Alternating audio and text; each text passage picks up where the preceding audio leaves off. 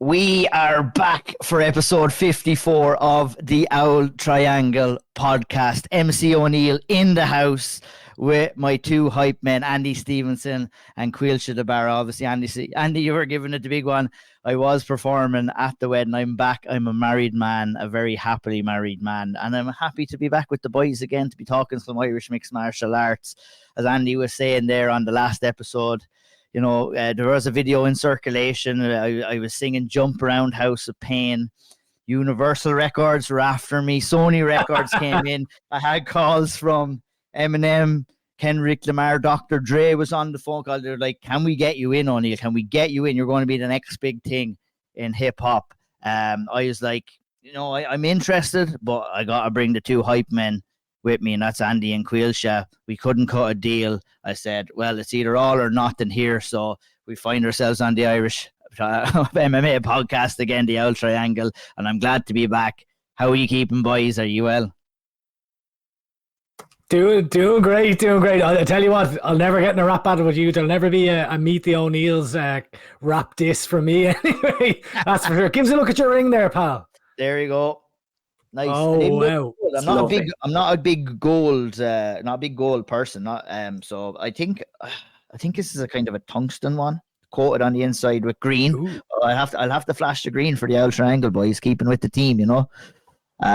So yeah, very good. Congratulations. We've set it off air, but you know, officially we're back. The band is back together now. Back together. Thanks for keeping the show on the road, boys. I really enjoyed it. It was weird listening from afar. It was by this pool in Sorrento on my honeymoon, listening to the episodes. The last one was a great episode, an important episode too, about the state of Irish mixed martial arts. You're very harsh on yourself, Andy Stevenson. I think you did a very good job in the hot seat, and Caoilte is the co-host as well. It's important to keep the show on the road, but I'm glad to be back. And, you know, I'm excited to talk about all things Irish mixed martial arts. Caoilte, are you keeping well, yeah? You're in a new digs there, new background. New digs, new background. I wasn't even sleeping here last night. I was in, where was I? I was camping. I was channeling my inner Bear Grylls. I still haven't gotten the smell of like smoke from the fire because, you know, it's blowing everywhere out of my bag, my clothes. The place just reeks, to be honest with you. So, yeah. I don't know if I'll become a wilderness man anytime soon, but it was great fun, and I'm just happy to be in the warmth of a home now and on with you guys. I am not an outdoors person whatsoever. I don't like camping. You know, I'm a fella that doesn't get a good night's sleep. And you know this, you know this from the WhatsApp group. But I don't get a good night's sleep. But you're a breath of fresh air in the morning, Ian. I don't know what you're talking about. You wake up like an absolute bear in the morning sometimes. And but yeah, I don't know. When you said you're outdoors, you aren't at Electric Picnic. Would you be Electric Picnic fellas now? Would you go to festivals? No. I'd love a festival, but I think now I'm a bit, I don't know, doesn't feel Electric Picnic lineup wasn't great. All together now look good, but I'd love to go to one of the abroad ones now over Electric Picnic personally. Yeah, he was about to go, I'm getting a bit old for that, and then he realised who he's fucking talking to. I did, yeah, I'm not going to lie to you. Yeah, you're dead right. I can say with certainty, I'm definitely getting too old for that shit, camping out 3 days in a row in a fucking mucky, shitty field. I did it before. I did Oxygen, did Electric Picnic a few times. But I thought this year was very disappointing because, you know, I'm literally only back in Canada since last night. And obviously we're recording this a little bit earlier, so it'll be Wednesday now. There'll be a lot of people licking wounds, I'd say, after the weekend of Electric Picnic. But you know, I was kind of flirting with the idea of staying on in Ireland maybe a couple of days longer to see if I could get Electric Picnic in, but I wasn't impressed with the lineup of it at all, to tell you the truth. And you know, yeah, that's how I feel about that. Anyway, moving on. Let's talk. You know, Andy. Well, hang on, before we get into any MMA, I do have a very important question to ask you that, like, the listeners are wondering, Caoilte has been wondering, I've been wondering, have you ever played the spoons before? All right, yeah, let's gear up. Let's gear up the spoons thing. That was a bad video by Shawnee Sheen. Oh, a bad video, is it? I'm blaming. I was in mid-conversation with Olivia at that time, and I wasn't even listening to it. I had played the spoons. I sing a song, as you all know, right? So I was there, we were singing an old song. You know, a couple of my cousins are musicians and stuff, so we had you know, a bit of a sing song on day 2 of the wedding. And I used to play the spoons quite well. I actually had a proper set of the playing spoons, the ones that are joined together and you hold on. And, you know, lo and behold, now, I have to say, this was probably hour 36, hour 37 into a 2-day, 3-day session, although it was even longer than that because our wedding was on a Saturday. On the Friday, we were down in the pub for a couple of warm-up ones. The Thursday, I met all my friends in a local bar. We had a waffle session. My father built a bar at the back of our house, and I want to call it the Bermuda Triangle because every time you go into it, you never know when you're going to come out. There's no clocks on the wall. We had so the run up to the wedding was ferocious drinking. There was ferocious drinking being done the whole way out. But I was up there singing Mind My Own Business, and one of the boys grabbed 2 sets of spoons. So there would have been other songs where it would have been a little bit better, but I only played a couple of songs on it because the noise of the spoons was kind of, you know, there was no amp or anything there. So the noise of them was a bit too loud for what other music was being played. But that wasn't great. I was listening to it back myself. I was like, oh, shit. But blisters on me fingers, bruises on me legs. I think I sent you a picture of the bruises on me legs. Playing the spoons is no joke, boys. You know, I left the piece in dangerous myself. game. It is a dangerous game. Much more I dangerous would not be an expert spoons player, but you know, maybe that's what cost me the deal with Universal. Maybe they saw that video, so it's like, this cunt is not a musician whatsoever. You need a retake, and then they'll be lining up with 7-figure. That's it, 100%. But yeah, we're going to start off the podcast today. Andy Stevenson last week, to all of our surprise, seemingly woke up and chose violence when he posted an item on his story asking everybody how they would feel if we were to introduce Irish mixed martial arts rankings. And you know, I for one was like, my God, because we've been talking behind the scenes about it. We've been flirting with the idea for quite some time, and it is a bit of a juggernaut.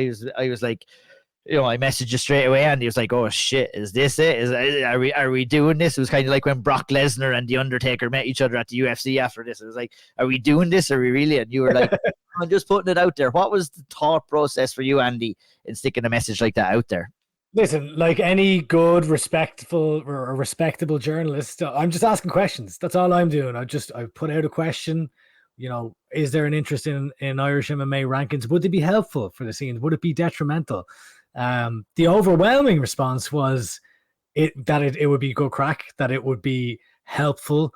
It would give you know, a bit of bite maybe to the scene. But also I got a lot of messages saying, I want you to do this and you lads in the L Triangle to do this because purely I want to see the abuse that you get. So safe to say, like you said, that I chose violence. I think I chose violence against myself and us if we were to, because I didn't say I was going to do it. I didn't say we were going to do it. I just said, you know, if this was a thing. But let's be honest, if anyone comes up with any sort of rankings in Irish MMA, every single person is going to be absolutely bulling up the wall, will be everyone's enemy number one, which is why I think we should do it. I think now is the time. I think now is the time. The head's feeling okay. Haven't pissed anyone off in a while. It's time. You haven't pissed anyone off in a while, so you're going to create a scenario where you have like multiple people pissed off at all of us at the one time as well. Exactly. That way, it all cancels each other out. It'll wash over. It'll be all good. We did have years and years ago to SevereMMA rankings as well. I know Graham and Sean and a few other of the lads were involved. I don't know exactly who was involved at that stage, but I remember, you know, when I was looking at it back in the day, and it was pretty cool to see that now as well. So, you know, Caoilte, it's not just putting names down and labeling them 1 to 15. There's a lot that goes into rankings as well. I know on Tapology, the Tapology rankings as well, which are kind of somewhat voted on by the fans as well. Did you ever have much experience doing them over on Tapology? They're not. They're done. So you can have user-based rankings where people just create their own lists, and there's stuff like that. But this is where people don't realize this. The drama of something that no one actually has input into. It's an algorithm. An algorithm does this thing. It's like because the UK and Ireland has combined Europe and everything. It is an algorithm that does it. I actually think the algorithm does a relatively okay job most of the time. But the drama that causes, and we can't do anything. So I can't, when we can actually vote towards something, the violence it will cause would be a whole different kettle of fish altogether, to be honest. Bit of crack though. Who knew that Topology were loyalists as well? I mean, wow. UK and Ireland group together? Jesus, Caoilte. I mean, like, I'm not saying that people should DM you, but we had enough of that now. We had enough of that after the last episode, lads. Come on now. Let's not go down that murky water. Those murky waters again. Jesus. But yeah, look, there's a lot of things. Like I said, there activity, weight classes, all of that stuff. So, if it's something, and I'm more of the fact of leaning on doing them, more so than not. As I said, we've had conversations in the background about the potential of doing them, and I think to get them started off is going to be the hardest job. Maintaining them won't be as hard, but of course we want to put the time and the effort in to make sure that they're done correctly too. That's the most important thing. But maybe this is our softener to everybody out there, is that if we do end up going down that road, please don't fucking lynch us. We're only trying our best. We're definitely not going to take favorites or take sides. I think it's going to be more than just us three that we would be asking to be involved as well. I think to get a proper grasp on proper rankings, we do need to say of other independent people within the scene as well. Maybe people that might not want their names out there either, and that's fine. We'll put our names out there. I have no problem. I'll put my name out there. I think it'd be no secret if rankings were suddenly introduced. I think we'd probably be up there with the top 3 lads that would probably be included into it as we do the podcast every couple of weeks on it too. So any final thoughts on it, Andy? Are we going to give any? It's definitely not going to be happening this year anyway. If it's a thing, it'll be definitely in 2025. Maybe over the course of the next couple of months, we'll start putting some guidelines in place and what we want to do to ensure that we do it fairly. It probably will be, Andy, I'd say 2025 before anything, if anything, is introduced. Yeah, and like number one, you said there about people not trying to get onto us and lynch us and all sorts of stuff, and they 100% will ignore that. Yeah, of course, absolutely. Yeah. But on a serious note, I agree with everything that you said there. Like, all joking aside, if anyone was to introduce a ranking system, and if if we decide that I think that we would be pretty, we'd be pretty well placed to do it, purely because like everyone involved in Irish MMA has a bias and has a connection to a gym or to whatever, because that's just the nature of a local regional scene. Like, it's almost impossible not to. So there are very, very few people who are not, affiliated with a gym or whatever. It's a very difficult job for anyone to do. I think it could be interesting, more so, to be honest, for like the one, I think we've talked a little bit about, like, we wouldn't even touch the amateur side of things because there's too much. No. It's just too much work. But on the professional side, I think for like the fighters who are, say, between 0 and 10 pro fights, that's where it could be interesting. Like, where we had the conversation on the last episode around the Irish MMA scene and needing a thriving domestic circuit. And I think that one of the aspects that we've been lamenting at times lately is the lack of maybe bit of just like healthy competition amongst Irish fighters, and it seems to be a lot of kind of prospects coming up and they're fighting a guy who's brought in from Portugal or Italy or Spain with losing record, and it's like it could be a bit more interesting. When you interviewed Max Lally and he called out Norris Bertowski, it's like, oh, this is really, really interesting. When Jordan Bradshaw and I'm forgetting the lad's name from FAI now were matched together. McDonald were matched together. We got a bit excited. So it could be interesting. A ranking system could be interesting. It will cause absolute murder. But at the same time, I think there's no harm in a little bit of, as long as it's relatively friendly, banter or people giving out about, I should be ranked number 1, number 2, number 3, etc. It's in a way it's healthy. So yeah, let's see. Let's think about it a bit more. But I do agree with you that it has to be done the right way. The strength of schedule, you can't be going off necessarily someone's potential. You have to do, their body of work. Really, that's what it should come down to at the end of the day. But look, these are conversations, I guess, for another day, and we'll see what happens. We are willing to put our head into the guillotine for the sake of Irish mixed martial arts and the scene as well. I do agree. I think, when you have guys, you have, maybe a ranking to target, maybe, promotions can use it as well. Maybe the perennial number 1 contender versus the number 3 contender, number 2 contender. I think it would be a bit of fun, and look, we'll slowly but surely maybe get the ball rolling on that. And this is like our soft launch. It's like when someone starts going out with a girl, like they're on a date, but they just post like the silhouette. This is what we're doing. Yeah, absolutely.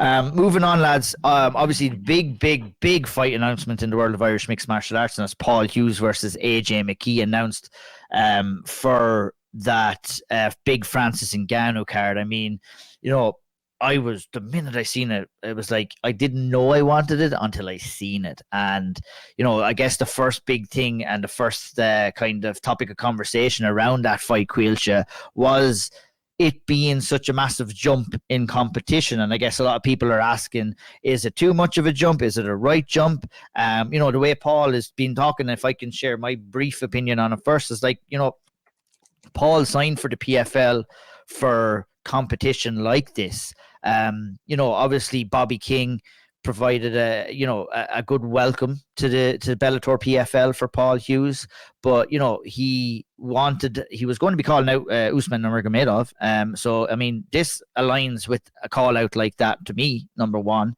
And before, I was kind of thinking about this too. Is it too much? And no, we're not going to find out if it's too much of a jump in competition until we actually see the fight and see how it plays out. But, we have also at the same time been talking about Paul Hughes being, a UFC caliber ranked opponent as well, a ranked fighter, and we think that he was going to beat ranked fighters if he went into the UFC. Well, you put him in there with AJ McKee, Caoilte, and this is his time to prove if he is or isn't. It is, yeah. And look, if they're going to have him, he's tipped, or he's not tipped, he's supposed to be going on the 1 million, the big tournament, the $1 million one. And you need, for someone to go on that, you need, we need to see what level they're at. We know from what we've seen in previous fights, but we may have not seen the same type of competition that he's going to face in that tournament. So this is kind of that opportunity, because that tournament is the best that's signed to the promotion. AJ McKee is one of them. I think I was surprised. I'm not going to lie, personally. I was very surprised at the matchup. I thought it was I didn't think they pit two of their best prospects that have so much hype behind them against each other so early. I thought they'd leave that for the tournament. But in terms of the actual fight, it's perfect to see where he's at. It's good for the fans, PFL, everyone to see where he's at going into these tournaments next year. And realistically, it's going to be his last fight before the tournaments, is what I would imagine anyway. And no better way. Imagine the momentum of a win, the lessons from a loss, whatever it may be. It is. I do like it. It was very left field for me when that came out, but brilliant. Yeah, no, I really like the fight as random as it was when it came out, I guess, in a sense. Andy. Yeah, it's a crazy fight. It seems like they're really striking while the iron's hot here with Paul, right? So everything that we've been told coming into this is that Paul wants to jump right into the deep end. He wants to call out the Bellator champion in Usman Nurmagomedov. He's not looking for any easy fights, and PFL have put a lot of stock into him. They see him as a guy who can really contend, and this kind of is almost like the PFL's version. Now, albeit neither of them are undefeated. We're talking about a potential matchup between Ian Gary and Shavkat Rakhmonov. Two young rising killers. Well, that's what you have right here between Paul Hughes and AJ McKee. And Irish fans are very well acquainted with AJ McKee. There was obviously the back and forth where he was kind of in the crosshairs with James Gallagher for a while. Brian Moore had a brilliant fight. Brian Moore had a great fight, ran him very close. Arguably their toughest fight. Obviously, he lost one fight against Pitbull, but Brian ran him as close as anybody in there. 100%, and how AJ has kicked on since that was back 2017, I think, maybe in the last 6 or so years or whatever, however many it's been, 7 years. He's gone on to serious heights, and he looks like even his most recent fight, I think was the last one, Clay Collard, where he really just put him away with ease in that PFL versus Bellator card. There's going to be a lot of people coming here. As Paul comes in here, there's a lot of people are going to be saying he's the rightful underdog, and that AJ McKee should be favored to win this, which is probably never been the case ever in Paul Hughes' career before. So it's a huge one, and yeah, it's I'm really, really excited for this one. Like, I think it's just a fantastic fight. I can completely understand people's arguments about, is it too soon to have a fight like this when you've got the tournament coming up? But let's talk about it. Is it? This is what we're here for. I think, like I said, all the questions I think that people may have, or we may have, we're going to have to wait to get to the answers of them. But for me, looking at Paul and progression of his career, if he's going into that tournament next year, I feel he does need competition like this to kind of see where he's at in his game. And will a win or a loss in this fight determine whether he's going to be in that? That's for Paul to answer. I don't think so, and I don't think it should either. I think other fighters have probably entered into that tournament coming off losses as well. But when you're in there and you're fighting in that tournament, it's a tough-ass tournament as it is. You don't want to be finding things out about yourself when you're in there. You want to have all the answers. You put yourselves in these kind of tests to answer the questions that you have for yourself. How am I going to deal with certain things in these live scenarios? Obviously, you can do your sparring, you can do your schooling, you can get your looks over in Killcliff if you're Paul, or in FAI. But look, obviously the true testing ground is when you're in there. It's when you're in the cage and you're fighting this, and we're talking about elite level competition now with AJ McKee. I wouldn't hesitate to say that I feel that Paul will have to perform better than he did against Bobby King to go out there and get the win against AJ McKee. But I also think at the same time, he has that level of skill set to be able to go in there and up his game as well. Because what challenges like this do to somebody, and to fighters in particular, is it'll bring a level of focus. It will bring a level of motivation, and the opportunities will be endless if he goes out there and beats a guy like AJ McKee. And if he does, you're probably talking about Paul Hughes being one of the favourites going in there to that lightweight tournament next year and within the PFL. And that's very, very exciting. Any thoughts? Going ahead, Quitch? No, I was going to agree more than anything. Like, you need, as you mentioned, he's going to need these tests going into these fights, especially with if we want to see him be the best in PFL and win the belt, win the tournaments, he's got to have to fight them, and fighting them early on is going to be no harm at the same time. AJ McKee is a massive scalp, and in terms of performance and then stepping up and everything when it comes to fighting AJ McKee, it's going to have to be a career best performance, to be very honest, if you got to win this, because this is AJ McKee. He's probably top 15 UFC rankings level fighter out.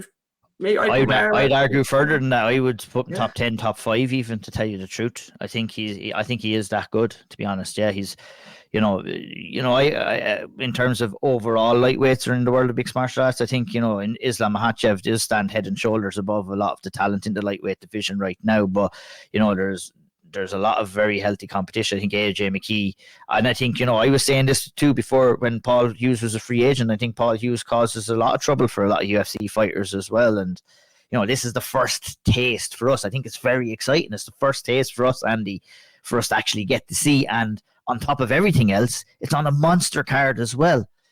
Francis Ngannou versus Renan Ferreira, Chris Cyborg versus Larissa Pacheco. I mean, look, normally pay-per-views and events outside the UFC don't get the level of attraction, but I feel with everything that's been going on with Francis, obviously, look, he got knocked out in his last fight, but there's still going to be a lot of eyes on it. I know whenever Francis is fighting, I'm going to be tuning in. I've been critical enough of PFL and their pay-per-view structure as well, but I will be paying for this event. I was paying for it for Francis. I'm definitely going to be paying for it if I can get the chance to see Paul Hughes take on AJ McKee as well, Andy.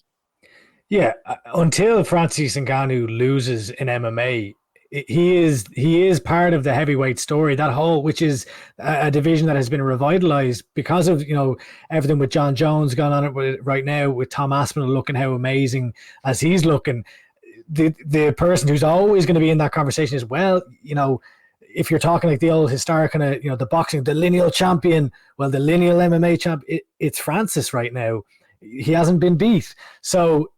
For Paul, anyway, we're getting off sidetrack. For Paul to be on that card, though, where you have Francis coming back to MMA, which everyone was like, he's not going to come back. He's not going to come back. Well, he's back now. And not only that, you're thinking, how is the defeat to Anthony Joshua going to affect him? How will he look? But additionally, you have this whole tragic, horrific story where he's lost a child, and the emotional pain and suffering that he's going through is like, that usurps anything that's got to do with fighting or sport, and how will that affect him? So this is a huge storyline. And then you've got Paul Hughes placed in a prominent spot on that card against a guy in AJ McKee who you've both summarized very brilliantly there. But he's kind of the perfect in if you're going to get thrown in the deep end, he's kind of the perfect guy to be thrown in against, because he's only ever lost to Patricio Pitbull, and the first time they fought, he finished him. The second time they fought, he lost a decision. He's not a guy who loses to many people. So, okay, fair enough. If Paul Hughes goes out there and gets sparked out in the first round, that's not good. And that's going to, that will have an effect on how people see him. But, one, I don't think that's going to happen. And two, I fail to see, even if Paul Hughes were to lose a fight, let's say he goes in there and loses a decision to AJ McKee, how much does that really take away from his standing? I don't think it does take away much. It doesn't take anything away. You go in and you lose a close fight there. I mean, you're still going to come out in some terms a winner. But with all bias aside, I think you match skill set versus skill set here. This is going to be a damn competitive fight. And I'm telling you that. And I'm very excited to see. And I mean, they can both fight in all areas, right? There's no hole in either of their games. Yeah, big time. Obviously, and then you're talking about, Paul being up at lightweight now as well. Paul is putting on size. I think he's looking bigger than he's ever looked. AJ McKee is another guy who has come up from featherweight as well. So, I don't think AJ McKee will be monstering over in terms of size and weight over Paul in there as well. But, speed advantage, you would really give to Paul on the feet, I think, as well. So I'm not I'm getting into breaking this down now. I mean, we'll do that a little bit closer to the fight. But, I think we just wanted to encapsulate our excitement for this fight. It is a massive fight. I was delighted to see it being thrown out. Fair play to the PFL for doing it, lads. They're not messing around. That's it, yeah. The last thing I'm saying that is it is with a couple of exceptions, it is a different approach than what we've seen with Irish fighters. When it was just all SPG fighters going in where everyone's calling for, come on, we need some more, kind of party and opportunities around the different gyms. And then we were also calling for we need to see step ups in competition. Well, Jesus, this is a step up in competition. So it's, we called for these things. Now we're getting it. So this is very, very exciting, and fair play to Paul Hughes for delivering on his promise to dive right in there. And we probably, let's be honest, it's hard not to have a little bit of a bias, but Jesus, that would be some scalp if he could go in there and take out AJ McKee in his second PFL fight. My God. It'd be an unbelievable win. And look, I think we're all in agreement, and we kind of said it. We didn't want to see any more showcase fights for Paul Hughes. He's right in the lines then now, and I'm very glad of that as well. So moving on, I guess the lad that was showcasing his abilities in the Ultimate Fighter house was Paddy McCorry. Obviously, his semi-final did not go his way, lost via submission to Robert Valentine. Gave a wonderful account of himself in the house, in his fights, obviously getting to the semi-final as well. Definitely on the radar of Dana White, as was Omran Chaaban, who obviously was left disappointed in his semi-final loss as well. But number one, all credit to the two boys. Omran made a great account of himself in there, as did Paddy. Obviously, Paddy's loss more recent came in the last episode 11 of the Ultimate Fighter. My thoughts on this one was, I think Paddy was a little bit unlucky and would have gained a big lot of experience off of that loss too. And, I said to you guys before we started, I knew we were going to be talking about this. I think, looking back at the episode and in hindsight, and we're hoping, if things go to plan, we might get Paddy and Omran on for an episode of the Auld Triangle pretty soon to speak about their experiences on the house. But, with Paddy going in there against Robert Valentine, a guy who he had struck up a relationship with throughout the episode. Very difficult to go in there and fight a friend. They didn't really have any problem though when they went in there. They absolutely went and started slinging. But I think that was maybe to the detriment of Paddy a little bit.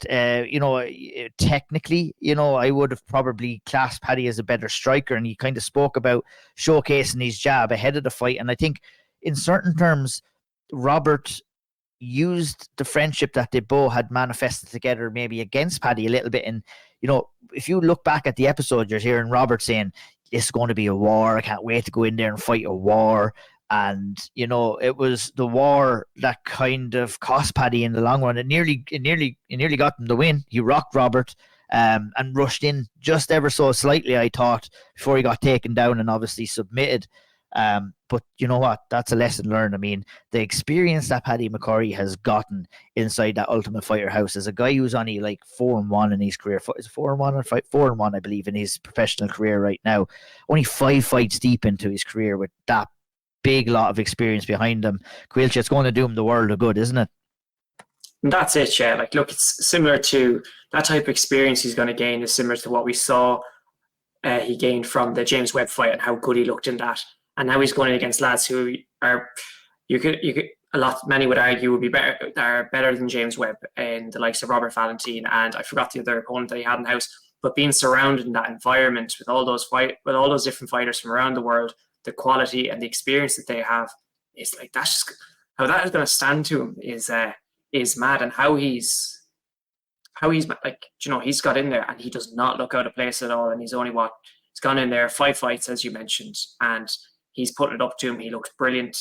I full on believe that he deserves a shot on that Ultimate Fighter finale card, the one that who's on it. It's his opponent, Valentine, and who's in it with him? Is it Loader?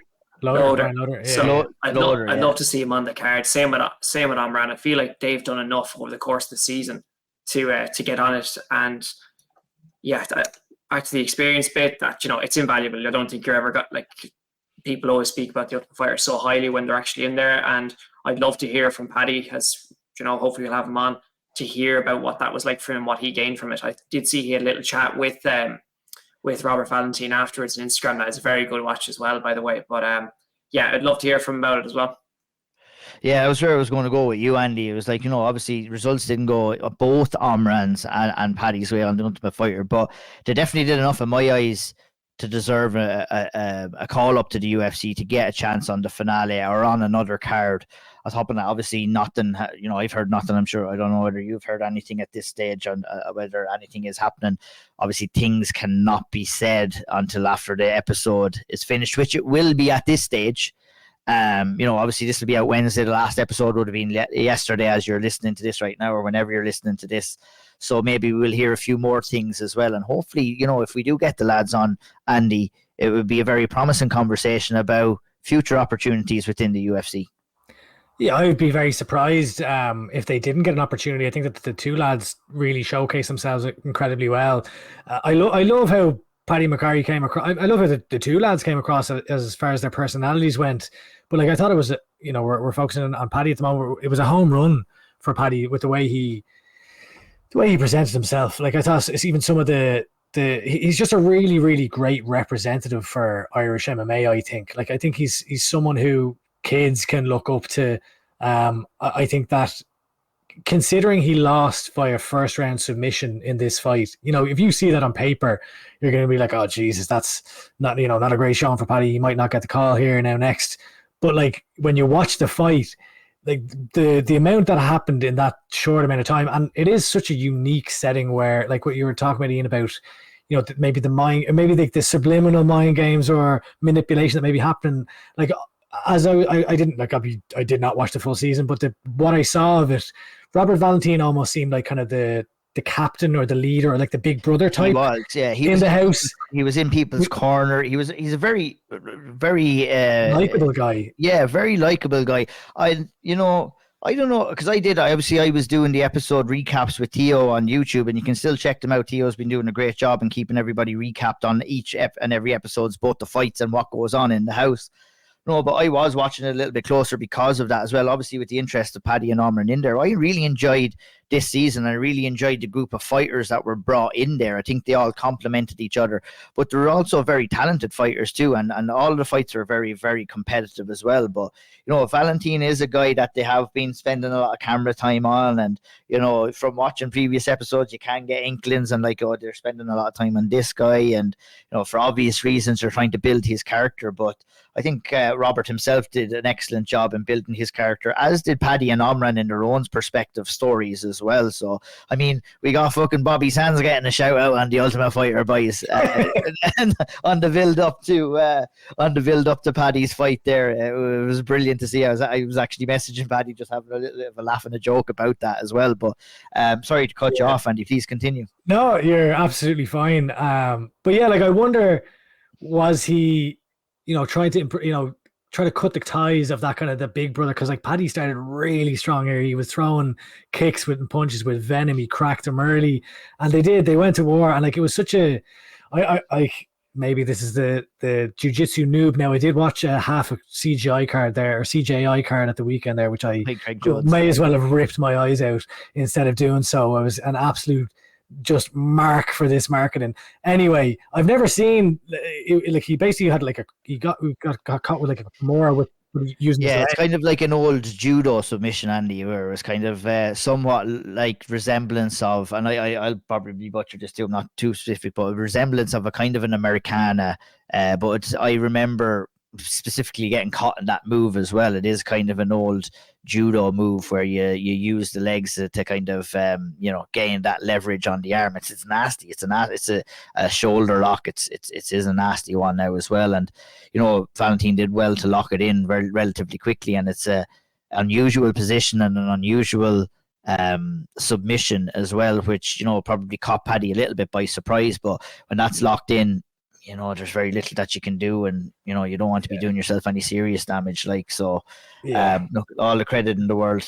Like I said, even though it didn't go his way, it would have been great to see one of the lads get into it. I want to talk about Omran's fight a little bit as well. Who went out there and was very unlucky against Ryan Lauder. I was speaking with Chris after the fight as well. Hopefully he doesn't mind me saying, but I kind of imagine myself. I was like, I'd say it was one, Chris, where it was very hard for me to look at from afar. And I think, the both would have liked each other's help and guidance. Or obviously, Omran would have liked Chris's helps and guidance in that fight, because that was a damn close fight.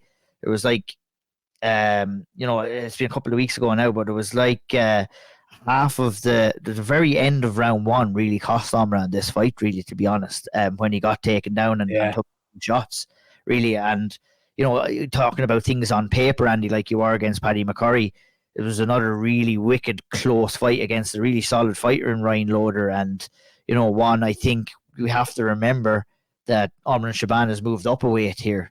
He's a natural welterweight. So while we do want to see him get an opportunity in the UFC, I think that opportunity should come at 170. And we talked about the ceiling of Paddy McCorry. I mean, the ceiling of Omran Chaaban as well, Andy, is next level. I think he can go do big things in the 170-pound division in the UFC. Yeah, and a lot of people were really high on Lauder coming into this. I saw online, he's and a good solid. He is, and like he used his wrestling very well in this fight, I thought. But Jesus, Omran came on very, very strong in that third round. He's a guy who will not go away very easily at all, and he will grow into fights. So, and again, as you're saying, he's like, I know Paddy, like the two Irish, like not to be complete Irish shills here, but like you've Omran, who is going up a weight class in this Ultimate Fighter, and you got Paddy, who's only 4-1, the least experienced of the lot. So this is a great bit of experience for the two lads, I think. Like that will really, really stand to them to be able to go in there, and they went in, gave brilliant accounts themselves. They both got finishes.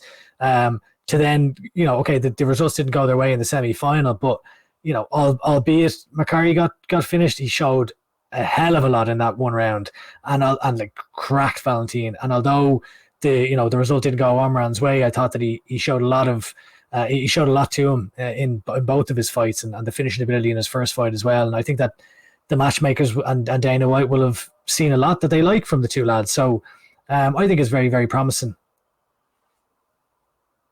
100%, couldn't agree more. Moving on, Caoilte, big signing for Cage Warriors was announced and broken by the man Andy Stevenson himself last week, and that's Conor McCarthy, who has signed with Cage Warriors. Obviously, Conor was scheduled to take on a fight. Can't remember the guy's name now. Unfortunately, he was supposed to take on.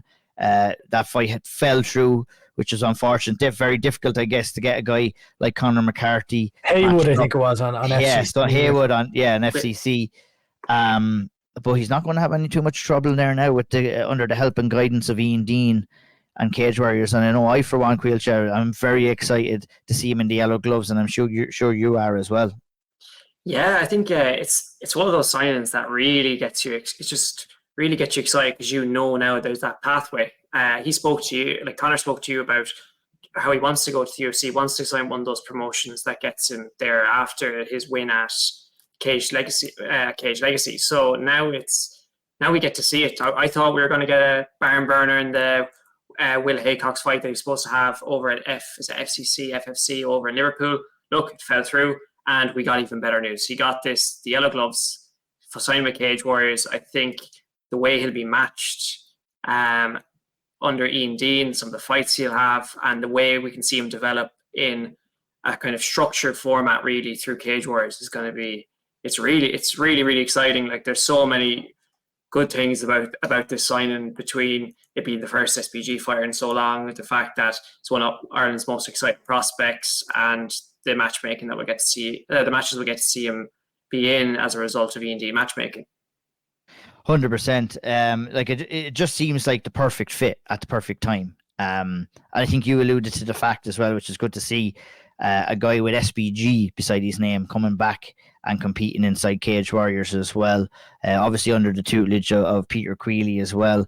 Hopefully they won't be the last as well, Andy, of the fighters out of SBG Nace that will go in and don the yellow gloves. But I think it's the perfect time. I think it's the perfect match. I spoke to Conor after his last fight, obviously, and asked him the questions. Would he like to follow in the footsteps of other Irish fighters and go in and fight at Cage Warriors? He seemed keen to the fact. He wanted a couple of fights on the regional scene. Obviously, didn't work out. But, it's probably happened sooner rather than later for him. But I think it's a good thing all in all. Well, 100%. I think this is a great news. It's great news for Conor. It's great news for Cage Warriors, and it's great news for Irish MMA for every reason that you've already stated there. Like, Conor is someone who we've been looking at for a long time now through his amateur run. He is one of the top, young early pros that are breaking through. Like, I would have him right up there at the very top, even of lads to be excited about coming out of the island. But like we've seen in recent years, that it's not that it's not enough, but like there's a jump in competition every, when you go from Ireland to the UK or to the UK regional scene to Cage Warriors, there's a jump in competition. There's now a jump in competition and level when you go from Cage Warriors to the UFC. Like, it's progressive, and in order to reach your potential, you need to be getting the experience at each level and getting the right fights. As you said, having a storied matchmaker like Ian Dean, who's incredibly well respected by everyone in the MMA community, I think can only benefit Conor. And it is brilliant to see a fighter with SBG, that's repping SBG in Cage Warriors, because as much as we moan and we complain, and rightly so, about the lack of representation on the likes of Bellator and PFL, but we also need to see SBG. Like, it's healthy to see SBG fighters on Cage Warriors too. And I know it's SBG Nace, and maybe it's not, the SBG HQ yet, but I think it's a step in the right direction. And I do think it'll open the gates for others to now follow that path and to maybe rebuild some of those relationships that have kind of, been worn down over years. And fair play to Cage Warriors and to Peter Queally and probably, perhaps, I don't know, to John Kavanagh, if there was any conversation. I have no idea there if that even comes up. But this is a step in the right direction, and I'm really, really interested to see how he gets on now and how he's matched, because it's probably incredibly difficult for Conor McCarthy to be matched. But now that he's in that framework, it's going to be easier, because lads will start to see this guy, and as maybe he has a couple of fights and maybe he starts being pushed a little bit more on UFC Fight Pass and on Cage Warriors, you're going to have lads who are going to say, I want that guy, I want to take his shine, and I'm better than him. So this is a very exciting time. It definitely is. Like, I mean, look, Conor having difficulty getting matched, and along with a lot of other Irish fighters right now, I think that was what stemmed the importance of the conversation that you lads had last week about it. We need these regional shows to get guys like Conor ready for the next jump up to the Cage Warriors, PFLs, Bellators as well. But obviously, we're not going to harp on about that too much, but we will definitely revisit that topic again in a future episode. Danni McCormack. Can I add one thing to this? That's a cool little tidbit I just came across. So this is, Andy, you broke the news, Conor signing to Cage Warriors on the 16th of August. It actually marked 10 years to the day that Peter Queally had his first Cage Warriors win. So the first Cage Warriors win was the 16th of August 2014 against Konrad Ivanovski, and his first ever fighter signed Cage Warriors was 16th of August 2024. Random little fact of the day for you. That is a fantastic fact. The fact that you're able to that you noticed that is also quite impressive. Definitely clipping that. That's a good clip. That's brilliant. I was saying, obviously, the 23rd, a couple of days from now, obviously, Danni McCormack continues her road to the UFC. She steps in against Chinese prospect Yan Qihi, and we're going to speak with Danni right now about that fight, about her preparations, a little bit about IMAF as well. I'm going to send it over to myself for that interview right now. It's great to have Danni McCormack back with us on the Auld Triangle. I should have mentioned before we recorded, Andy Stevenson sends his apologies. Something came up last minute for Andy. He wasn't able to make it tonight, Danni. But you're in Vegas. You're on the scene. The road to the UFC. Yan Qihi is the opponent this coming Friday. Big opportunity. You must be excited. We're calling it the road to the UFC, but looking at your story there over the last while, it was the flight to the UFC for you. It was kind of got a little bit interesting there with flights and delays and everything like that. Yourself and Alan were separated for pretty much all of the journey, really, were you? Yeah, it was because of the visa. We applied for the visa 5 weeks ago, the work visa, and I thought it'll come through no problem. And then about 2 weeks ago, I started to say to my management, there's still no visa and we have to go to the embassy and do the appointment, and still nothing happening. And they started chasing it then, and the UFC said there's nothing we can do, it's just pending, it's pending.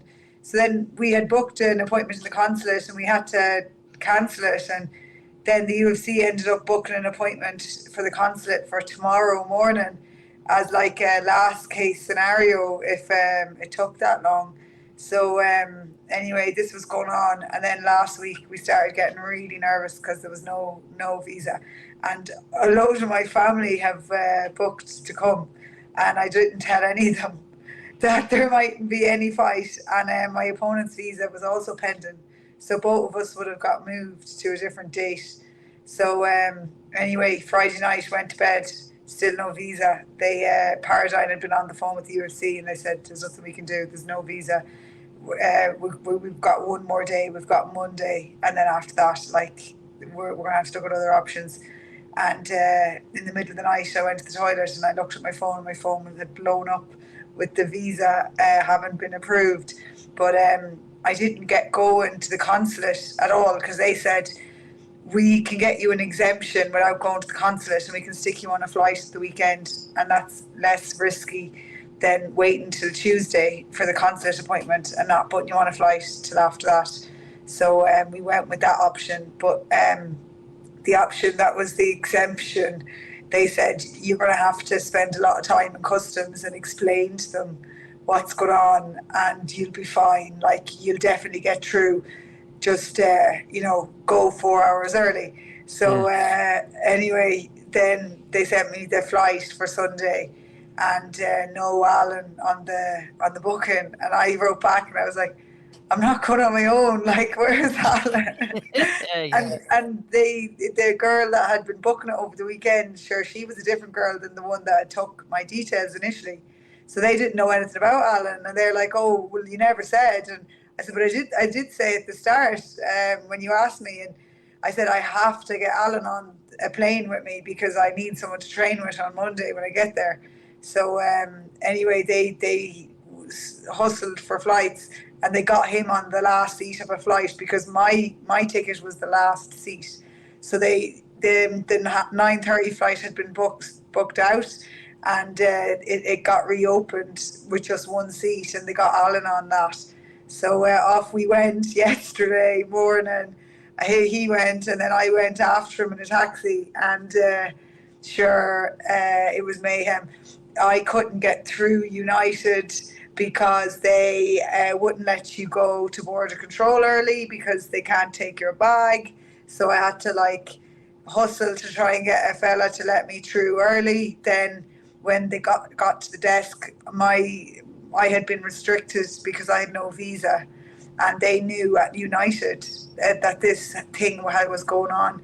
And the woman at the desk, in fairness to her, she managed to get through and cheat her way through the system to get me on the bloody plane, and get me down to customs. So I went down to customs, and there was a queue an hour and a half long just to get down the stairs to customs. And I'm supposed to be there 4 hours before, and now we're down to less than 3 hours, and this queue. And I thought, oh, do you know what? I'm just going to jump in the queue and ask someone to keep my spot. So I jumped in the queue and I did ask this girl, keep my spot. And then I was like, right, just have a pair of balls. And I ran over to the nicest looking Irish fella I could find with a fluorescent jacket on. And I explained what was going on. And I said, listen, I'm getting pulled in down below. So you've got to let me go, please, or I'm going to miss my plane. They told me I need at least 4 hours to get through down below. And he says, you're going to get pulled in. And I was like, I'm getting pulled in. I was like, I haven't got a visa. And your man was like, oh, get in there. In with you quick. And he said, you still have to go through security. I can't get you in that far. But he said, just go on through. Climb over those tapes. So in I went with the disgust of everyone else watching me do this, and them in the queue. And down to your man at customs. And your man, sure, I pulled up and I said what was happening. And the guy that met me initially said, no, you ain't going anywhere. This isn't happening. He's like, this isn't a thing. And I was like, no, I am. I was like, the UFC have sent a letter. There's a letter inside. Just let me go in to the other lads and I'll sort it. And he's like, no, well, you're definitely going in. He's like, you're going in there. And I was like, oh, I know I'm going in. I'm ready for this. You were ready to throw down, I'd say. 100%. I was like, I don't know why we're out here trying to have this conversation. Just bring me into the room back below. But anyway, went in, and your man that met me started shadowboxing in front of me, and he was a huge UFC fan, and he says, I have your information. I know what's going on with you. And I was like, thank God. Oh my God. Thank God. And he said, That's amazing. He said, I don't really understand your situation, and I don't know how we're going to get all this through the computer, because the computer is going to keep stopping us at every stage that we don't have any information for you. But he's like, we'll do it. So him and this other girl, the pair of them were managing to get their way through the computer, and he let me go. And literally the flight opened 30 minutes later. So that's how long all that bollocksing took to get there. So I thought, right, finally on the plane, ready to go. Alan's gone ahead, nothing could go wrong. And then we land into New York with real bad turbulence, and there's a massive thunderstorm, thunder, lightning. It went on for 2 hours, the storm did. It ended up all of us getting delayed.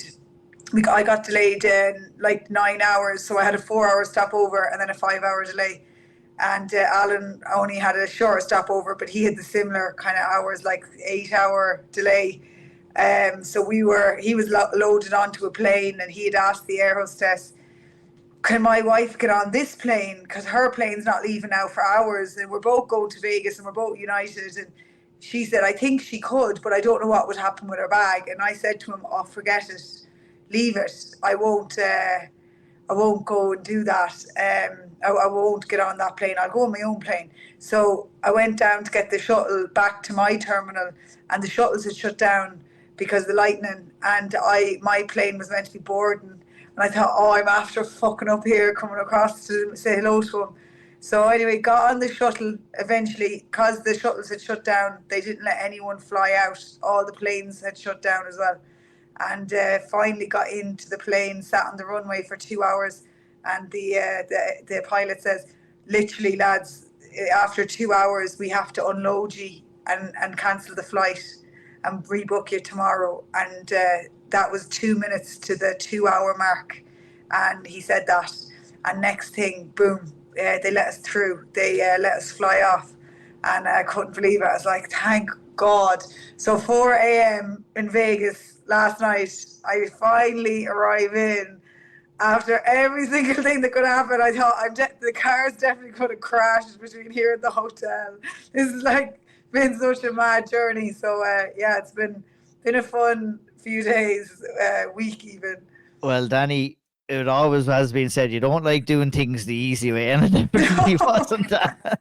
Definitely wasn't that this case. There's just so much to unpack there, but I'd say you were never as glad to see the bright lights of Las Vegas when you did eventually touch down as well. So I couldn't believe it. I was so happy. I heard one of the air hostesses says, buckle up your seatbelts and put up your trays. We're about to take off. We're going to Las Vegas. He got like real excited because this has been going on so long. I was like, let's fucking go. There's so much to unpack with that story. It's almost impossible to unpack with everything. But, the visa issues went till the last minute. When was the first moment, or what date was the first moment that you knew that you were getting the opportunity on the road to the UFC? This is another story. Jesus, you're going to have me on for way too long. But it was about 6 weeks ago. So I got released from Invicta with the intentions of making myself as available as possible to get on the Contender Series. And my file went into the Contender Series. And I heard when I was at PFL in Newcastle, a coach told me that he had heard that there was a couple of hundred, like 200-300 entries after going in for the Contender Series or files, and that only 80 were getting through. And I thought, oh Jesus, this isn't going to be great. So this went on for weeks and weeks and weeks, no Contender Series offer. And we were contacting the UFC, and Mick Maynard was saying no offer, we don't have anything for her.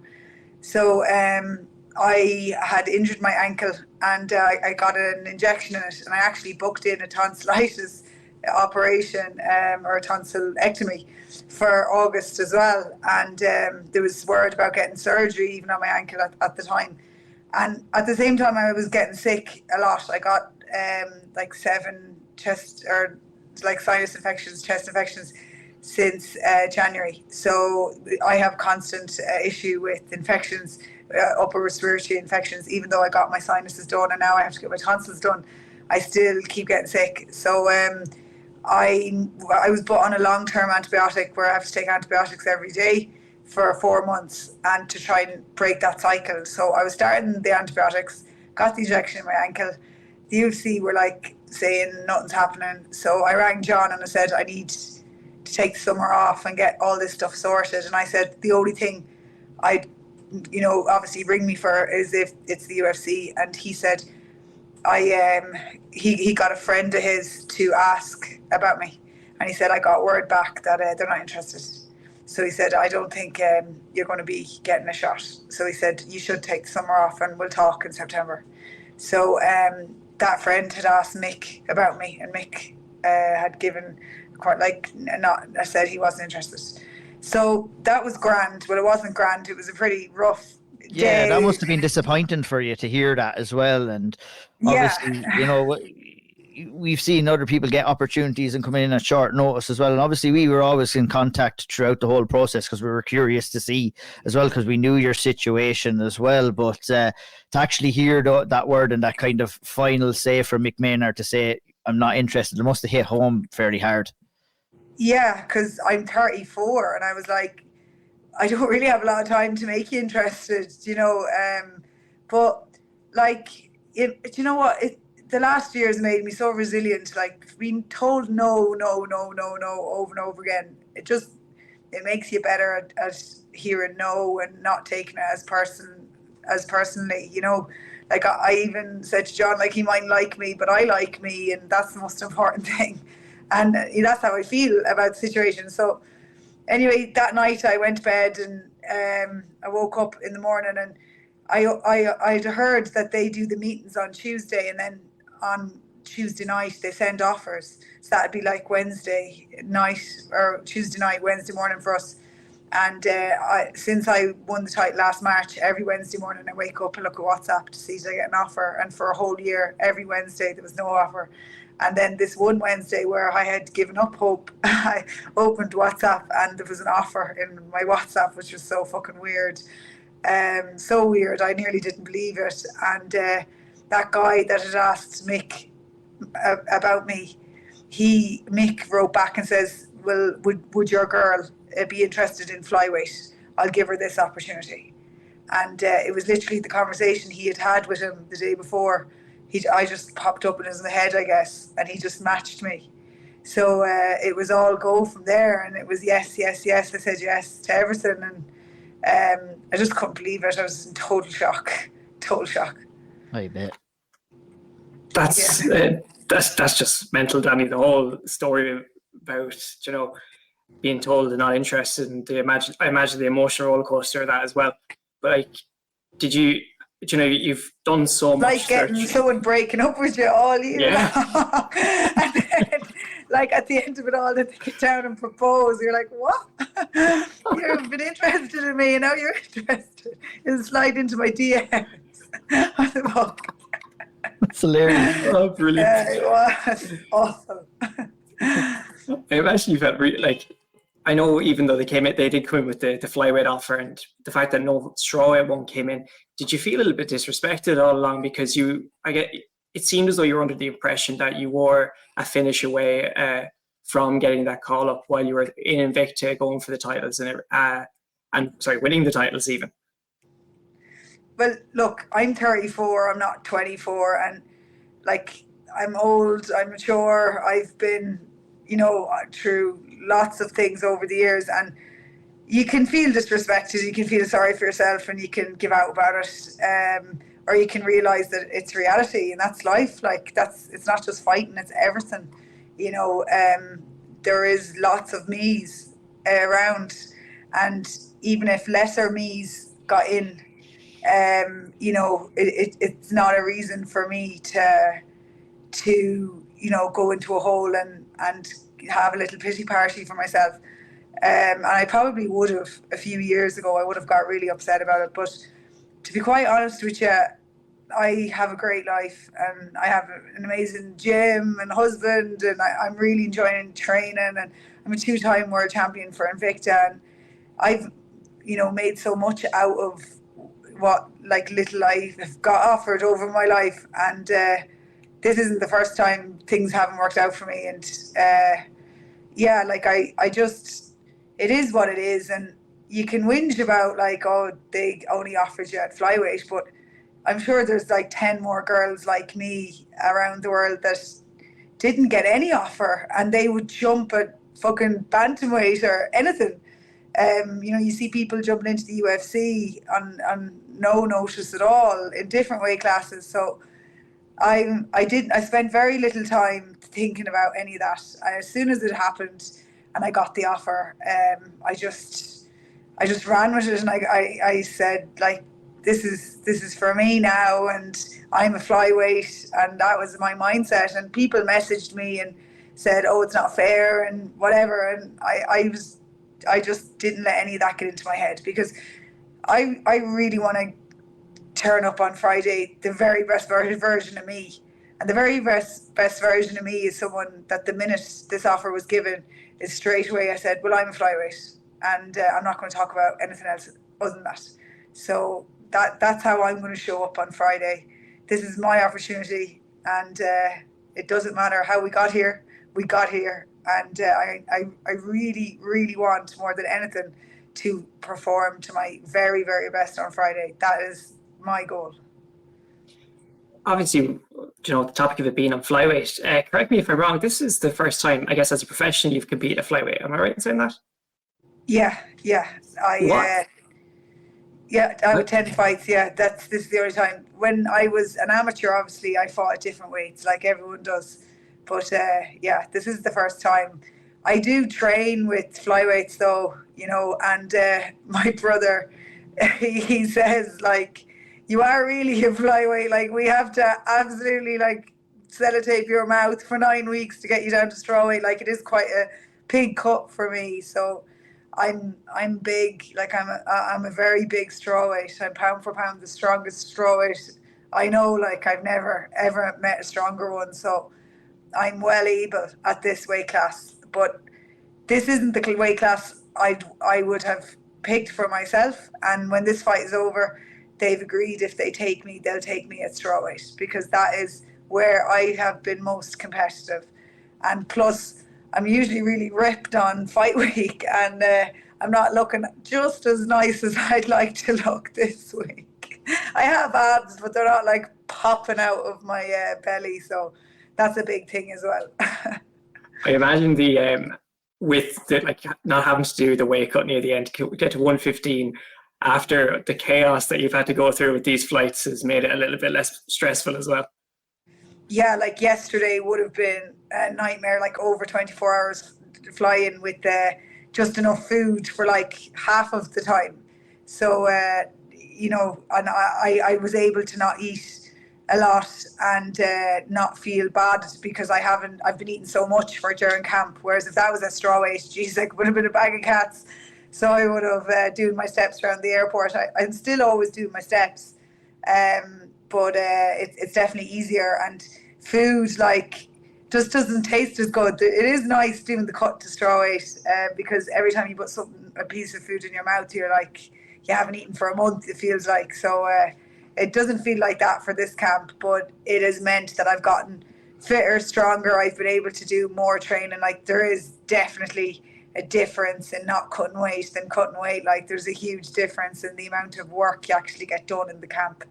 It's just balancing whether that extra work and that extra energy is the same as having the weight advantage on the day or not. So for me, for this fight in particular, because this girl gasses, it's more important that I'm fit, really fucking fit, than trying to be stronger than her, because she's a big bull of a thing. She weightlifted for years or power lifted or something. So I'm never going to be as strong as her, even if I was Sinead Kavanagh's weight. Like she's going to be stronger, but I can be fitter and I can be faster. So it actually works good for this fight. I was going to say about the eating situation there. You didn't, obviously, were you tempted to do what I did there? I'm only after travelling back to Canada as well. I was in Terminal 1 and I'm ashamed to admit, Danny, at 7:30 in the morning, I went up and I grabbed the Burger King before I got onto the flight. Oh, stop. You aren't tempted to do the same with your one now that you didn't have to cut weight or anything like that. Jesus, I'm ashamed to admit that now on the podcast too. I have to say. But I thought you were going to say you got an Irish fry up, that you were you wanted to have your last fry up before you went back. Yeah, I had a good one now. I had a good one the previous before, but I think we were up in the middle of the night and I don't think it wasn't available. We were stuck with Burger King anyway or something like that. I don't know if I decided. I was half asleep making the decision. It was the easy option. I went and did it. I'm not proud of it, but at least you didn't get tempted to do it anyway in Terminal 1. No, do you know what? Whether it's straw weight or not, if I was sitting eating a Burger King, I'm not even trying at that point. Like, I won't take your advice on that one. Definitely don't take my nutritional advice anyway, that's for sure. Definitely not. Danny, obviously, just away from the fight for a second, it's been a big week, or a big 2 weeks, not like for you, obviously, with this fight coming up, but obviously for the gym, for all the work you do with IMA as well, and the youth team. I know I imagine you had a little bit of FOMO with not being able to travel out and see them win gold, but what can you speak about the performance of the team over there? I know Alan was traveling out with them and they finished 7th overall on the medals table. It seemed like probably like one of the most successful years for Ireland at the youth competitions. Yeah, it was shit not going. It was like I was meant to go to Florida to the Pan Ams as well with some kids that were going to do jiu-jitsu over there. So both of those trips were cancelled for me. So it did make me appreciate this fight, though. It made me realise that I really want this fight. It also made me realise that I really love coaching too, and that I missed the kids and missed watching it and being able to, see it all happen. But I guess it was more important for me, the work that we did at home, than it was the corner work. And it was good for Alan, Mikey, Richie to step up and take over. Because, I'm a bit of a boss and I like to control everything in my life. So it was good for me to take a step back and let the lads at it. And they did an amazing job. The kids did brilliant. This year, for sure, we lost a lot of kids that aged out, and that a lot of the kids that we had this year, a lot of them fought in the younger version of the age category. So say we had a lot of 12-year-olds, we had a lot of 14-year-olds, a lot of 16-year-olds that are going against 13-year-olds, 15 and 17. So I knew, looking at the team, that if we could keep our standing in the table this year, that would be good, because next year those kids will be the older age groups, if that makes sense. But then, of course, fucking England came back, and UAE upped their game big time with they brought over an English coach, and they travelled a lot before the championship. They went to Tajikistan for a month, wrestling, and they really upped their ante with them. So I knew as the week was going on to try and keep ahead of the UAE and England was going to be hard. And then obviously your usuals are up the top of the table, you know, Ukraine, Tajikistan, Uzbekistan and the US. They have strength in numbers, they've got strength in strengths. So they're very, very good. So to keep in with those four teams is important too. But next year I think we should be able to get back ahead of UAE and England. I'd really like that. If we could always be top 5, I'd be happy. But that means to be top 5, we have to be ahead of UAE and England. It's unlikely other teams that like creep up and catch us. I don't think so. We're too consistent now with the training. We're too consistent with the talent we have in the country. And I think we're going to be at that level in the table for many, many years to come. And all of the youngsters or the people that turn pro in the future, they'll have come through this program with us. So that's really exciting. I'm really looking forward to seeing all these little lads and girls ending up being pros in the future. Indeed, for you, Danny, obviously, you know, you're inspiring yourself, a lot of the younger generation and everybody coming up in your gym as well, and all the kids at youth level and IMAF. But this kind of came, you know, even though you said you might not have achieved what you would hope to achieve, still 7th overall in the table. And it's come at a really good time when, you know, so you see the success of the kids over there and the success of the kids in your gym as well. You know, they're probably giving some inspiration to you as well ahead of the biggest week of your career. Yeah, there was 47 teams there, so 7th is still ahead of 40, 100%. which is amazing. And you know, and we should be there because, you know, Conor McGregor came from Ireland. We should have more kids in gyms than a lot of these other countries. So I am very proud of that spot. It's hard to get to that spot, and to stay there is going to be hard every year. And absolutely, you know, when I was at the worst time in my career and I was, you know, thinking, is this worth it? And I wasn't enjoying it anymore. Teaching the kids is definitely one part of what brought me back and brought me around, and watching them be brave all the time, be so brave in walking out to these tournaments and having 4 or 5 fights on one day. And, you know, they're 12. I thought, God, I'm such a pussy. Stop pussying out with this now and finish what you started. And, you know, that's how I became the Invicta champion, because I didn't quit. But watching these little people do it, it really makes you realise, you know, they're just there enjoying themselves and having fun, and they feel the same nerves, they feel the same pressure, and they're so much more less matured than an adult, and they do it. So we sure as hell should be able to. Indeed, yeah, it's a very, very good point. If we were to kind of focus, and I know you have a tight schedule now, so we'll round up. We'll talk a little bit about the fight. I spent too much time talking about my visa.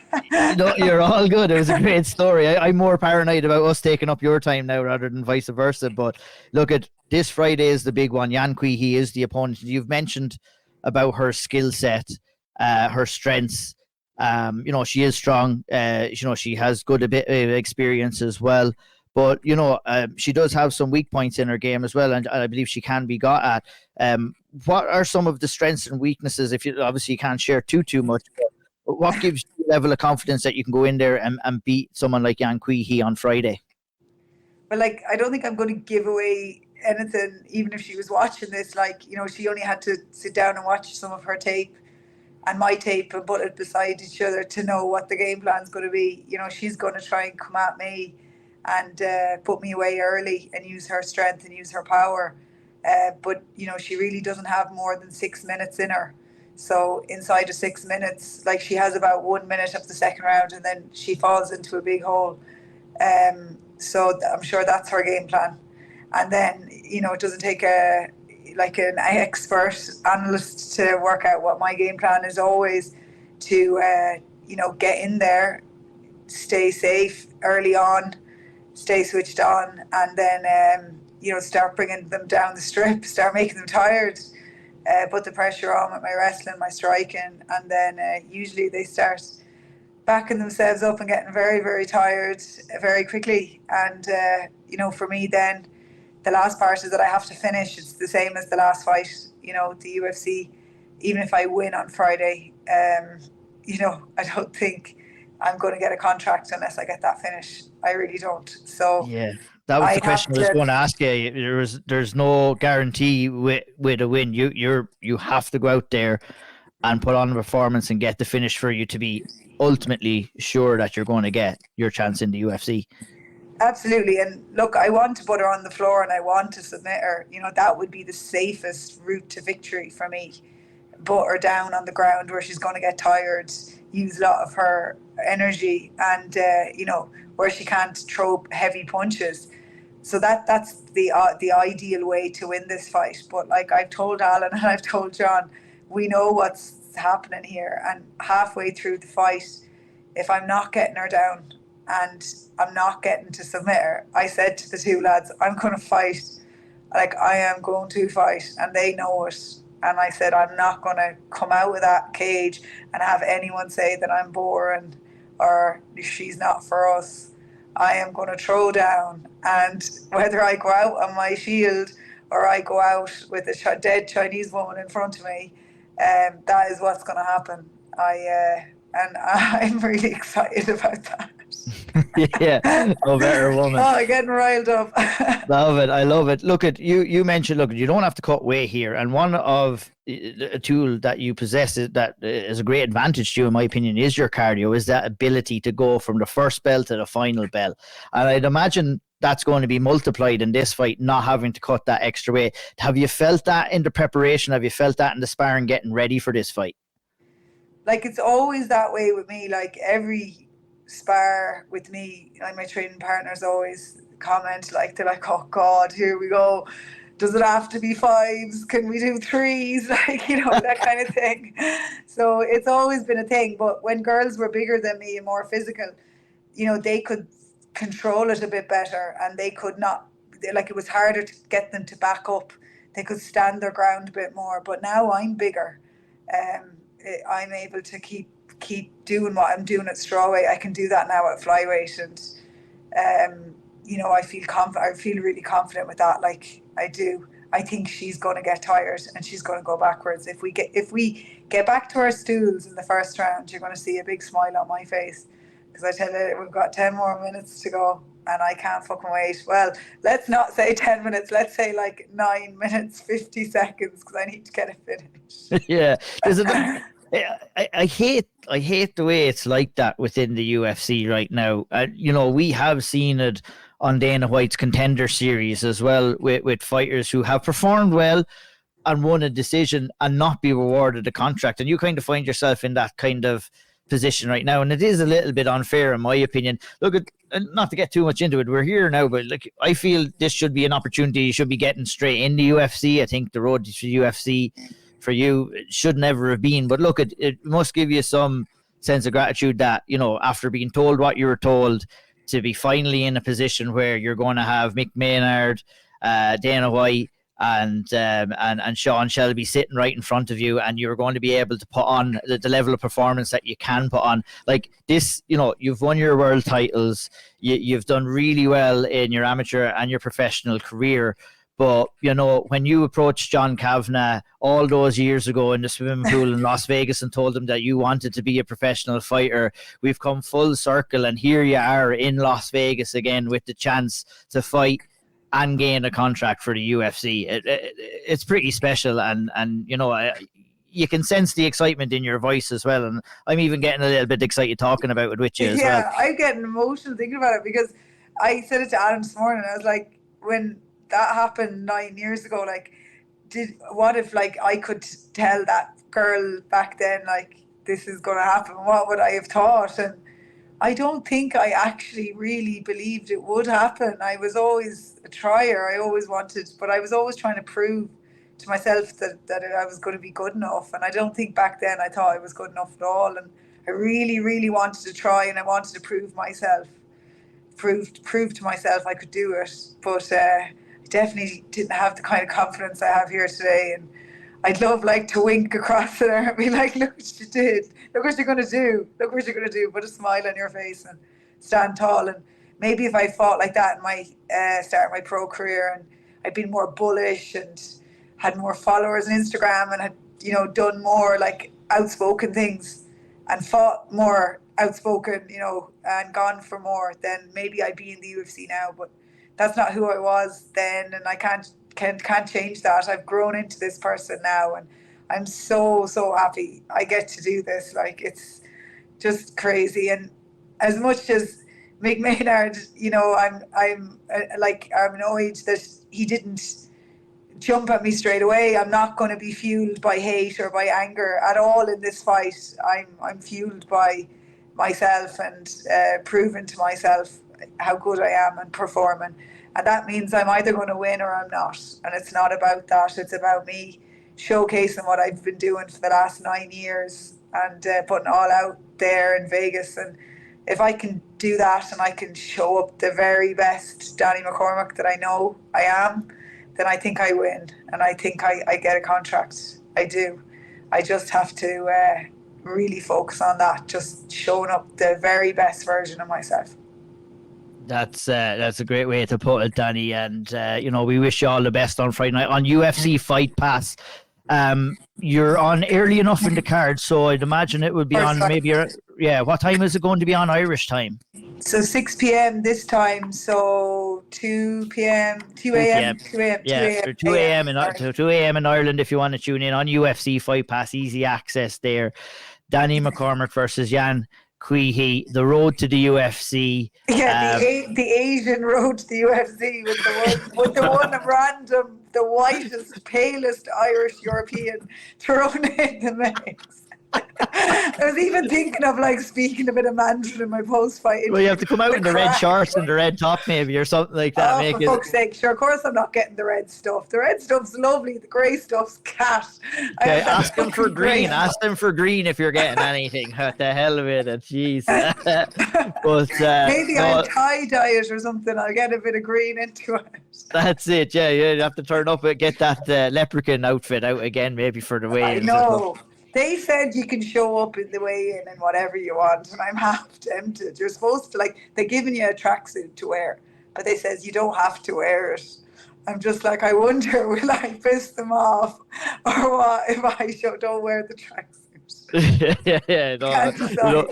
That's it. But look at no matter what they think, anything like that, it's all down to you on Friday night, Danny. We're really looking forward to seeing you getting in there. It's been a hell of a journey to get to here. The journey isn't finished yet. UFC Fight Pass, Friday the 23rd. In a couple of days' time, we'll see you in there against Jan Caoilte. We miss you all the best. We wish you all the best. We don't miss you. We do miss you in Ireland, but we wish you all the best. And we won't be missing it on Friday night, that's for sure. And we'll hope to talk to you with a big, bright UFC contract right in front of you after the fight as well, Danny. Thanks for taking the time to join with us today. It's been I'm still shook from that visa story. I'm not going to lie. I can't even imagine the anxiety that you've been through this week so far, and all the action is still yet to go down. That's it. Thanks so much, guys, and thanks for everything. And tune in on Friday, and I appreciate you always, guys. All the best, Danny. Thank you. Thank you. Bye, guys. All right, boys, a couple of little tidbits here before we move over to, obviously, we are going to talk a little bit more about the IMAFs and the U Championships as well. A couple of more tidbits on the professional scene. Going to chat a little bit about Acumia as well coming up. James Gallagher is out of his fight against Barra Zucker at PFL 9. That was supposed to be taking place on the same day Danny is fighting on August 23rd. in Washington. Disappointing for James. This one came out and said it's not an injury. You know, Andy, you were told something. I'm not sure whether we highlight what you were told. I was told that it's visa issues. Yeah. A source told me that it was visa issues. So I haven't confirmed that with promotion, but that was take that with a pinch of salt. But that's what I heard anyway. We can confirm it's not an injury. Another piece of bad luck, unfortunately, for James, who's looking to be rematched, and hopefully he will be rematched pretty soon. It's just, you can't catch a break. It's very unfortunate for him, but hopefully we get to see him back soon. A guy that we are excited to see back soon is Lee Hammond, who's back in action at WOW-FC 15 in Madrid. It will be on UFC Fight Pass. He will take on Javier Pereira. The fight will be at, do we get a weight for that? Lightweight? Welterweight? Ooh, it's down as lightweight on Tapology. Spanish editor must have got it as that. Yeah, no problem. Yeah, if it's listed as a lightweight too as well. I was assuming it would be lightweight too, but he's looking big. He's after bulking up a good bit, is Lee. He's been sharing some sparring footage. The excitement is building. Look, it's been a tough past couple of fights for Lee Hammond, but I'm glad to see him back on the horse here, Caoilte. It's a good fight for him. Fighting Javier on UFC Fight Pass, so a lot of people will be able to tune in and watch his fight as well. So it's back the road to victory. Back on the winning streak for Lee Hammond. I'm excited to see you, Caoilte. Are you? Yeah, Busman. Look, I think we've all been itching to see him get back in there after the loss he had in Combache. That probably came to us as a surprise to a lot of us as well. So look, it's in Europe. So we can watch at a reasonable hour. We don't have to watch some mad stream from Combache Global. Always have to throw a little dig in there at that. But, easy to watch European time against what looks to be a decent opposition. This guy hasn't fought since 2015, I think it is. So, he could come, he's still a positive record, but who knows what this guy could bring. But either way, it's good. It's just good to have Lee back and active again. So hopefully he can kind of get back to the activity levels that he had before that last fight, or was it before the Ultimate Fighter House? You get what I mean by it. Yeah, 100%. Very, very excited to see that. And your thoughts, Andy? Yeah, I think we just need to see Lee active again. I'm sure it was probably tough to. I'd love to chat to him to get his take or his feelings on what was going on. Is it a mental thing? Is it just he zigged when he should have zagged in the fight? But I just want to see him active now and get that. I don't know if it's necessarily confidence, because it may not be, but string a few wins together, get him in. I know you've talked before, get him in Cage Wars or something like that, or whatever it was. I think he just. I think look, he gets what he gets somewhat what Cage Warriors would give to him. Here in this fight, he is on UFC Fight Pass. You have that correlation with the UFC as well. UFC Fight Pass will be sharing it out on their social medias. What they'll do with all of those events. So, look at obviously Lee has an open invite to come on here and chat to us anytime. Schedules don't always align, but I'd love to get the chance to speak with him too. It's an important part of his stage of his career right now, and I'm sure he's eager to get back in the win column. Maybe he wants to focus on this fight. Maybe he'll speak to us. We've tried to get him on a couple of times. Obviously, things don't always match up, and we respect his decision. But he knows he's welcome to come on here and have a chat with us. I'd love to pick his brain a little bit as well. Yeah, I mean, it's exciting that he's back, and I see also that this kind of slipped under my radar. Slick Nick Rozdev's actually on the same card. See, he's fighting a guy, Misha Goriashvili. He sounds Georgian, I would guess, with that name. And additionally, another one for Irish MMA to keep an eye on, I guess, is Rafael Calderon, whose nickname appears to be Leprechaun, or either his last name or his nickname. So, another one. Who will have to ring him on if he has 100%. Yeah, Andy, with you, Lewis Byrne versus Graham Sheehan are set to make No, not versus Graham Sheehan, right? Oh, and No. Yeah. Read that wrong. I was like, what? Yeah. Lewis Byrne and Graham Sheehan set to make their pro debut at Clan Wars. Upcoming November card. Clan Wars signing an abundance of fighters for this now. Very excited to see what some of the matchups are. Lewis and Graham will be making their pro debut on the card. Very exciting times, and Clan Wars seems to be putting together a really, really special card for their 50th event, and I'm sure it's going to be one we'll be talking about, obviously a lot more closer to the time. But Lewis Byrne and Graham Sheehan, welcome additions there to the card. Yeah, I always enjoy watching the two lads fight. Obviously, both of them train out of Team Rhino. I remember Lewis, obviously, he's had a very a good when I say a good amateur career, I mean, like, I think a good amateur career is when, like, you don't necessarily go undefeated or you win all your fights, but you get a lot of good experience. And I feel like he's had one of those, like the same as, like, I always think of Kieran Clark when I think about this, where you get a load of experience, you have your wins and losses, but you use it to learn and grow. And I remember watching him, I think he was fighting in the UK somewhere last year, maybe it was one of his last amateur fights, and I thought he looked brilliant. So I thought that he had really kind of leveled up. So I'm interested to see Lewis now as he makes that transition to the pro ranks. And of course, we know what James Sheehan is like as a professional. Now we're going to get to see what I believe he's going by Grain Bread. Graham Sheehan coming in here as a professional. He was scheduled, I believe, to fight against Brian Manning not too long ago. Now that fight didn't come to fruition. I think it was an injury or something. So very interested to see Graham, a lovely fella, and a solid, a good fighting family. That family with Matthew Sheehan, a former IMAF champion as well back in the day. So yeah, interested to see Graham. Sheehan brothers will be the Irish version of the Diaz brothers, no doubt, and have been actually. I mean, we're seeing Graham making the jump to the professional. But yeah, I think there's very exciting addition there now to the Clan Wars card. Another exciting addition to the Cage Warriors card, a light heavyweight title fight coming up for Team KF's James Webb, who will take on Andy Clamp the 21st of September in Manchester. And fantastic turnaround for James Webb, whose career started to kind of take a little bit of a turn for the worse, but he's moved up in weight. He's been looking great, and he's worked his way into another title shot, Caoilte, and deservingly so, if I do say so myself.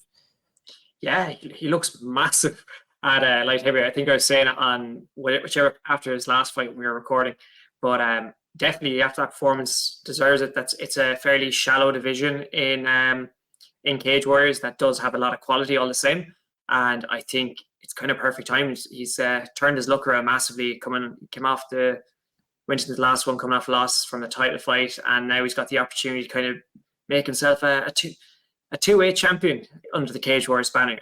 I know he doesn't hold the other belt, but he'd be a two-weight champion in the sense that won the belt at two different weight classes on separate occasions, which would be quite the achievement in its own. It's not many people who can say they've done that.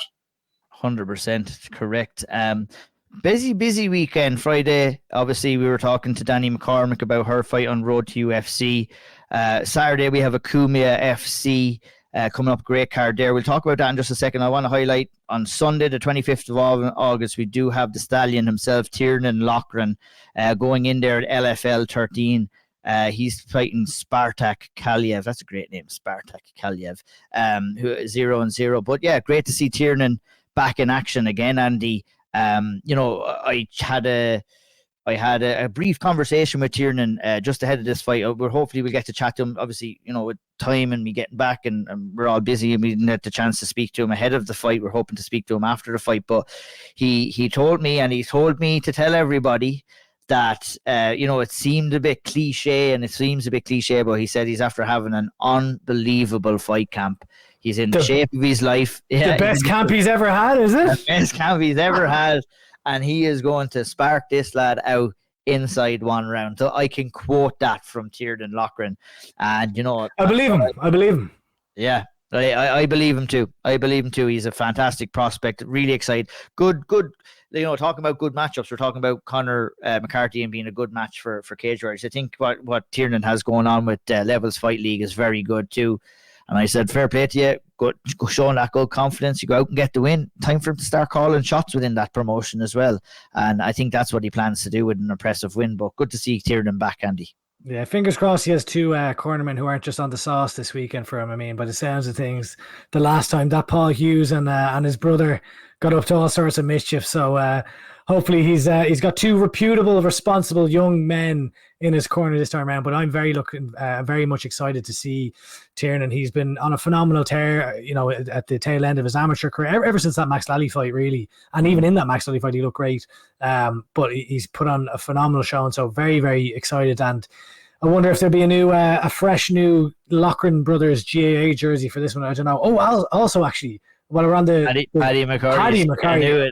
We should have mentioned that when we were talking about Paddy McCorry. Oh, what a t-shirt! Now, if I wasn't so professional, I'd have already purchased one. But you fucking have one, Andy. Don't be lying. You have one. Yeah, you wear it around the house. I really wish I did. I wish I could buy it because it's so cool. Yeah, no, it is class. I tell you, the Irish mixed martial arts t-shirt game is a strong t-shirt game. We're up there. We're up there with our fashion. And look at moving on anyway. Sidetracked there a little bit. 24th of August, this Saturday, Akumia FC have put together a fantastic card, if I do say so myself, Caoilte. At the top of the card, we get what we have been calling for. Andy is celebrating. We have a pro-Irish versus Irish fight in the bantamweight division. That's Owen MacDonald versus Jordan Bradshaw. Damien McGuigan. Caoilte, do you want to say it or will I? Oh, no. I just hide there a little bit. Ian, you might recall the conversation we had at Cage Legacy. I know there's been a few points since then. He's married. He got married. He's been away. My God. Go gently with him. Caoilte, go gently. I am like Ron Burgundy, lads. I'll read whatever is down on this screen here. We'll take full blame for that one. No, I think that one's I believe is off. That's off, unfortunately, yeah, it's egg so I in the think face there for O'Neill. I'm just after putting a strike through format in this scoop. We could end up looking like fools if it's actually on, but no. From what we were told, that's what I just said. What is your instant reaction to learning that, Ian? It's off. Devastation, to be honest. Yeah, I was really looking forward to that. When was that announced? I mean, obviously I've been out of the loop. I want to hold my hands up. I've been a little bit out of the loop, and maybe I had that conversation with. See, they never really never announced. Nothing with any promotion. You just Yeah. Okay. Well, let's say that it is off, but we do have. I think, unless you want to correct me here now as well, boys. Damien McGuigan. Maybe we should have had a conversation about this before we start talking about it. Damien McGuigan versus Cian McCarthy for the flyweight title. That is a belter of a fight. Two top prospects there in the flyweight division. Obviously got to see Cian McCarthy against Ben Mann at Cage Legacy 23 upon a great performance. He's back in there again, Caoilte, against Damien McGuigan. Great fight. Unreal. I love it. Two lads, probably two of the best flyweights in Ireland right now. They've come against each other. They come against each other once before. They have. And Damien McGuigan won. It was at World Fighting Championships back in 2023. So last year, and now it's a chance for Cian, who's gone on. He's had some really good results since then. He's looked really, really good in some of his recent fights. So I think both of them are probably at the top of their game at the minute now for the flyweights in Ireland, and it's such a good fight. Perfect timing as well. Brilliant, fantastic matchmaking from Akuma. I think this one could be the one I'm the most excited for, to be honest. I'm looking at Owen Oliver versus Flubber Fares as well as another kind of bantamweight title shot. Obviously, we have Jake Gilpin and Dominic Rhodes as well, Andy. Mass Oliver versus Fares is a fantastic fight. That's one I would be chomping at the bit to see as well. When you're looking down at the rest of the card yourself, anything else standing out to you?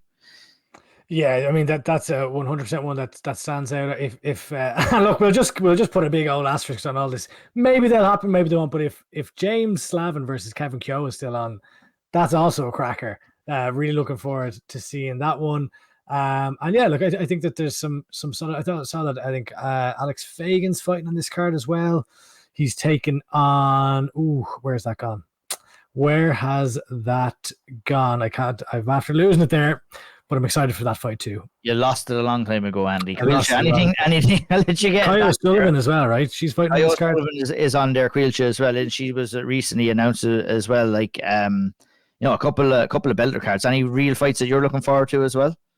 The one that I was actually just about to mention, the Kaya Sullivan one against Chloe Crozier. I think Chloe is stepping in for Rachel McGuigan, Damien McGuigan's sister. I think since she had to pull out. And brilliant, this is a brilliant fight. Kaya is coming in off one of the best KOs we have seen this year on the domestic scene. So that was insane. I didn't get a chance to speak about that. That was probably up there with one of the best knockouts that I have ever seen live. I was in total shock for about an hour and a half after watching that. I was shook. To go in there and do that against a striker as well as a prominently known striker. The fact that Kaya went in there and the first round didn't go her way either, and to have the confidence to come out there, and she was looking for it in round 2, and it was getting closer and closer, and next thing got douche, fucking unbelievable. I just have to say that it was brilliant stuff, and I'm very, very excited. I mean, Kaya O'Sullivan, and I do get excited every now and again. Kaya O'Sullivan is going straight to the top, and I don't care what anybody says. Phenomenal fighter, phenomenal prospect. Yeah, and not to get too political in the wake of the Olympics, etc. I know this is a women's fight, but Chloe Crozier has a set of fucking balls on her coming in here and taking on Kaya O'Sullivan. My God, after that performance, fair play to Chloe for taking that fight, and really looking forward to this one. Jesus, yeah, what a really Kaya O'Sullivan terrifies me. She's a scary, scary woman, and I'd want to echo those sentiments about Chloe. I mean, you go in there and you test yourself against the best, and that's how you become a good fighter in your own rights as well. So, that's going to be a great fight card this weekend. I'm looking forward to tuning in and watching that as well. Hopefully, obviously disappointing about the main event falling through. Thanks, boys, for letting me fucking big that up. Hey, we'll keep you updated anytime. But I think that wraps us up in and around this week for the Owl Triangle episode 64. As I always do, I forget to thank everybody for listening at the start. I forget to tell everybody to give us an old like and subscribe and everything like that too. I think Andy did that once, and we did get a few comments and likes. If you're still here, if you're smash still that like button, baby. Smash that like button. Leave us a comment, even if it's a little bit of abuse. Just send it towards Andy Stevenson. Will be grand. And we will be back next week. Andy has one more thing. This is welcome back, Ian. I missed it. I was just thinking we should probably tell the listeners that we did try to get, because it was kind of publicly, Declan Kennan was saying he was going to come on the next episode. We were chatting with him. The plan was to have him on. Flights, logistics didn't really work out. He wasn't able to join us today, unfortunately. But we will have him on in a future episode. We're not sure when just yet. We've a couple of guests already lined up and stuff, so we'll figure it out. It'll happen at some point. Flights and logistics have played a little bit of havoc on this episode of the Owl Triangle. That's some behind the scenes news there. But as I said, thanks to everybody for listening. Thanks to Danny for joining us for the chat. And we're getting shaped up for a big weekend in Irish mixed martial arts. And all there's left for us to do is for Caoilte to see us out. Fáilte Ash, Ian, Gurmín Mahagah, agus Longafol.